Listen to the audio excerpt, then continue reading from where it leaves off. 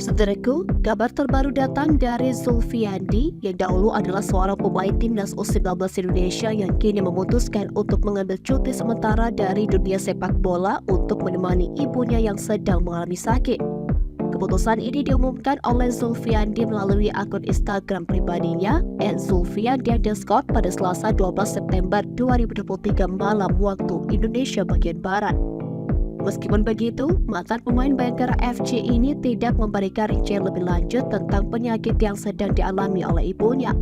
Selain itu, alasan lain yang mendorong Zulfiandi untuk mengambil cuti sementara adalah untuk menikmati momen berharga bersama keluarga kecilnya. Dengan pengumuman ini, para penggemar Zulfiandi akhirnya mendapat kejelasan mengenai masa depannya. Setelah bermain untuk Madura United musim lalu, Zulfiandi telah memutuskan untuk mengambil cuti sementara dari sepak bola. Meskipun telah menerima banyak tawaran dari klub Liga 1 dan Liga 2, Zulfiandi sudah mengambil keputusan yang tegas. Pemain yang pernah membela Sriwijaya FC ini juga mengungkapkan terima kasih kepada para penggemar yang selalu mendukung karir sepak bolanya.